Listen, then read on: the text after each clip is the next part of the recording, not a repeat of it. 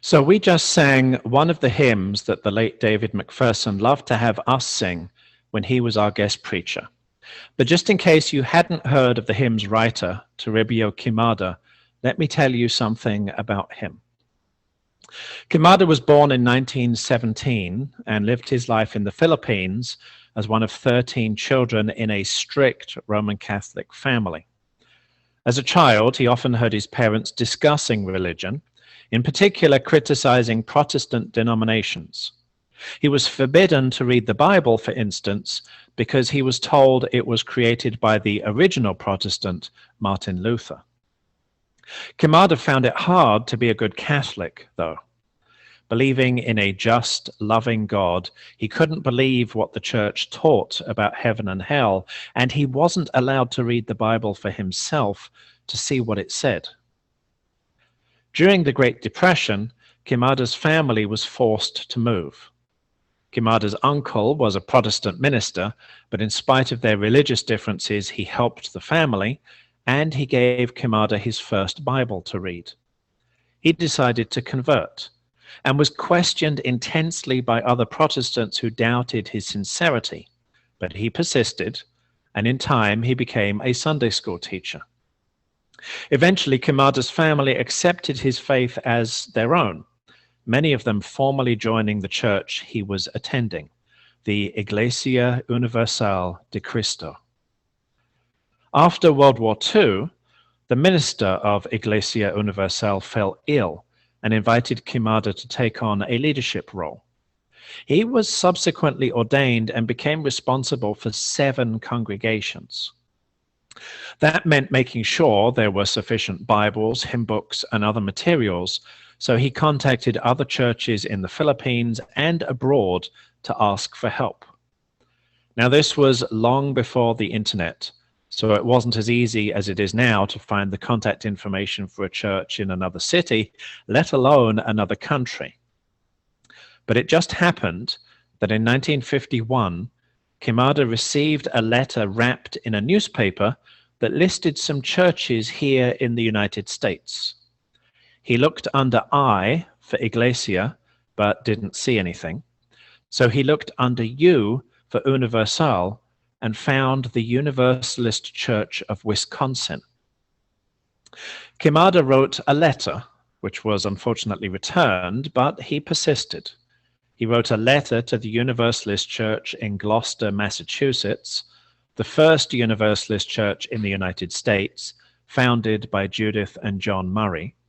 And he not only received a response, but was connected with the Universalist Service Committee, which offered him the help he had requested. Now, this contact was not well regarded by the leadership of the Iglesia Universal de Cristo, to which Queimada had failed to pay a portion of his income as well, and he was excommunicated. Still, he knew he was onto something with the Universalists, so he started his own church. And in 1954, the Universalist Church of the Philippines was formally recognized by the Universalist Church of America. 9 of his former congregations followed Queimada to Universalism. In the 1960s, Queimada's ministry turned increasingly towards social justice. He helped local farmers to obtain the deeds for their own farms, for instance, so that the land couldn't be stolen from them by the wealthy or corporations. In spite of a smear campaign against him by corrupt officials in both government and the Catholic Church, Queimada persisted. For his years of ministry and social justice work, the International Association for Religious Freedom presented Queimada with the Albert Schweitzer Award for Distinguished Service in 1984. Sadly, Queimada's life ended just a few years later when his home was set on fire. His family got out, but he did not. This loss was felt not only in the Philippines, but here in the United States as well. For Queimada had been preparing to travel to the Unitarian Universalist Association's General Assembly to receive recognition of what was by then the UU Church of the Philippines. As sad as it was that Kimada was killed before he could do that, it was yet another testament to his persistence, given that it had required nothing less than a change to the UUA's bylaws in order to include UUs outside North America. So if you were wondering about the reference to Filipinos in Reverend Dave's invocation this morning, well, now you know. I first met the Reverend David Hicks MacPherson a little over 10 years when I was here for candidating week to see if the UUFP and I were a good match as congregation and minister. A number of my future colleagues in this part of Virginia had invited me to lunch, and Reverend Dave was one of them. I later learned that this was no idle curiosity on his part coming to that lunch. Rather, he was of the venerable tradition of collegiality, that when it came to activities from ordinations and building dedications to welcoming new colleagues, you went, no matter the time or distance. Reverend Dave was a fifth-generation Universalist. Those of you who met his granddaughter Erin when she was a student at Christopher Newport University will realize that this means that she is a seventh-generation Universalist. Reverend Dave was born in Boston, Massachusetts in 1928, growing up and going to school there, including at the Crane Theological School, the Universalist seminary at Tufts College. Tufts, by the way, was founded and supported by a number of Universalists, including P.T. Barnum. Universalism even played a role in his love life. Reverend Dave met Dottie at Ferry Beach, the Universalist Camp and Conference Center in Maine. They were married in 1949 and were rarely apart for the next 56 years. Reverend Dave served congregations in Massachusetts, Maryland, Wisconsin, Wyoming, and of course, Virginia. In fact, he started at least a couple of the congregations he served, in some cases literally going door to door to follow up with people who might be likely congregants. Again, this was before the internet, at the direction of Mary and Clinton Lee Scott, to whom the maple outside our sanctuary is dedicated. For this work, Reverend Dave received the Quillen Hamilton Shin Award, named for the circuit-riding Universalist preacher who founded churches all across the country, and for his emphasis on Universalism and later Unitarian Universalism as a religion with real social implications. Reverend Dave received the Clarence Russell Skinner Award for preaching. I feel very fortunate to have grown to know Reverend Dave during the last 10 years. From the beginning, he welcomed me as a new colleague, encouraging me in everything that we are doing here at the fellowship. From his long life, of course, he had a wealth of stories to tell and wisdom to share, particularly on the subject of universalism and its ongoing promise of a better world. In 2011, Reverend Dave published this book, Reclaiming Universal Salvation, in which he argued, with the fire and passion that we were accustomed to hearing from him in the pulpit, that recovering the doctrine of universal salvation is absolutely necessary for the future of humanity. As Reverend Dave wrote in his book, Universalism has the message, the gospel, the good news, that all the world is one, that there is but one human family of which we are all members. Universalism proclaims that through the power of all-embracing love, humanity is learning to overcome all evil and will realize that earthly paradise for which we have ever longed. This is achievable, indeed inevitable, if we believe that the doctrine of universal salvation is the true bottom line goal of our Unitarian Universalist faith. And if we labor in and out of season with all people of goodwill and sacrificial spirit toward that goal. That goal is only the beginning of the grand adventure of the human family. And in all capitals, and I can imagine him shaking his fist, "Only the beginning." I was sad to learn a couple of weeks ago that Reverend Dave had died, but I was truly shocked beyond words when I learned just a couple of days before that Elandria Williams had died. E, which was Williams' preferred pronoun, had been one of our co-moderators at the UUA for the last 3 years, commanding our attention with E's words, E's presence, and E's love at the UUA's General Assembly. As Lynn Chambers, one of our delegates to this year's GA, remarked in our August 2nd service, on the inspiration front, I recommend any of the worship sessions, of course, but also any portion of the business sessions where co-moderator Elandria Williams was preaching. Yes, preaching in the business sessions, without benefit of ordination. Most of these are available on the UUA website. Watch a worship service or skip through a business session to find where E was speaking and have a listen. You won't regret it. Michael Richardson, another of our delegates, affirmed that sentiment. E inspired me with the passion E showed as E preached while moderating the business sessions at GA 2020. William's death was shocking, not only because of the passion and vibrancy that we'd all seen at GA, but also because E's death was so unexpected and untimely at the age of 41. E was born in Knoxville, Tennessee in 1979 and grew up a book lover and an avid reader. E excelled academically, particularly in public speaking, and took on leadership roles as a youth at the Tennessee Valley UU Church, with the National Young Religious UUs, and with the Continental Organization of UU Young Adults. When an armed man killed 2 people in the sanctuary of Tennessee Valley UU in 2008, everything changed for the church and for E personally. As E explained in a reflection recently republished in UU World, I realized something that day that has stayed with me ever since. No matter what issues I have with other UUs regarding our visions of God, spirit, justice, race, and age, at the root of everything is community, love, and faith.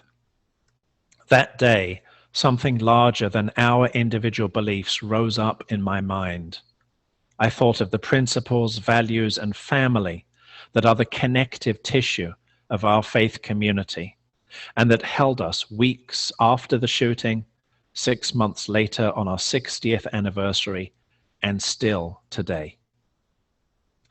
In 2007, E received the Outstanding Anti-Racist Activist and Leadership Award from the Diverse Revolutionary UU Multicultural Ministries, or DRUM, a collective of lay and religious professional UUs of color working to overcome racism through resistance and transform our faith through their experiences.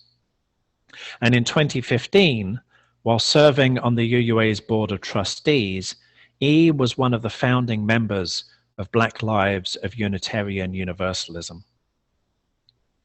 Lucy Van Tyne, who also attended this year's General Assembly, writes that for me, E embodied the future of our church.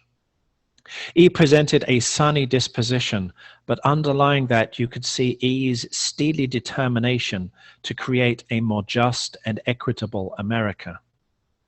As a young person of color, E knew the difficult road that lay ahead, and E wanted all of us white UUs to be on that road too. I remember E gently admonishing us not to get distracted by other less important things. Don't be too worried now about what shade of paint would look best in the nursery, E told us. We have important work to do. I remember feeling honored that E believed we were up to the task of joining in the work of overturning white supremacy culture. Sandra Engelhardt, who was another of our colleagues at this year's GA, adds, E spoke for what E thought was right, regardless of how others thought. At the 2019 GA, E talked to me for over 30 minutes, asking my thoughts about several issues being discussed during GA. E called me one of E's elders. Williams worked tirelessly throughout E's life as an educator and an organizer, and was keenly aware of our need to respond to this world of multiple pandemics, not just the coronavirus, but also racism, militarism, and individualism, by engaging, by embodying our values. As E said in the co-moderator's report at GA, it's times like these that test us the most and ask us what it means for us to come together as a community and really buoy each other up. It's times like these that we think about how we should transform our faith, not to be a faith of the past, but the faith of the future. It's times like these that we really do listen to the young people that are within us, to do what we need to truly have a faith, truly have a community, truly have a world that is exactly what we need and that we are worthy of. We also know we're in times of great stress and trauma, and that's a choice for how we want to live. We can give in to fear and greed and individualism, or we can give in to our collective power and our collective sense of hope, our collective sense of movement together, our collective sense of what we can do to really support and craft a new way of being. I desperately want to believe that we can live up to Williams' call to live our values out loud, to find our true selves by liberating one another, to finally recognize that we are worthy just because, and that every person deserves a life where they are not always fighting for their existence. We need E's vision, and we need Reverend Dave's vision, and we need Toribio Kimada's persistence, because our world needs us to have that vision and to realize it. Reverend Dave gave us the big picture with his understanding of universal salvation in terms of our sixth principle, the goal of world community with peace, liberty, and justice for all. But E gave us our marching orders for getting there in terms of our first principle, the inherent worth and dignity of every person. And for goodness sake, rather than spending all of our emotional energy on trying to figure out how that applies to the relatively small number of people who've done heinous things, let's work on getting our society to apply the first principle to the vast majority of ordinary people. Yes? In this context, Reverend Dave asked us to reclaim the word mission for religion. Specifically, he asked all of us to become missioners. He defined missioner as literally some person who is on a mission, as used in civilian, military, and religious circles. Given the encouragement of UUs to write mission statements, aren't we correct in assuming we would become missioners on behalf of such mission statements? I certainly hope so. I would argue that we are indeed on a mission, thanks to the work of the Commission on Institutional Change and their report, Widening the Circle of Concern. If you haven't already taken a look at it, I urge you to do so. It's on the UUA website. Just search for Widening the Circle of Concern, or I can email it to you. It's a comprehensive overview of Unitarian Universalism from the perspective of acknowledging and dismantling racism and white supremacy, including how these are connected to other forms of oppression, given that race and sexuality and economic class are intersectional. And though self-examination is rarely a fun process, and it might sometimes seem like too much is being changed or even dismantled, from my perspective, it's about being true to who we say we are and what we value. And in doing so, as Williams saw it, we will build a faith movement that can withstand anything. That is what is calling us right now, E continued. It's about being rooted in what is real, being rooted in what we know is true, being rooted in our values and holding them dear.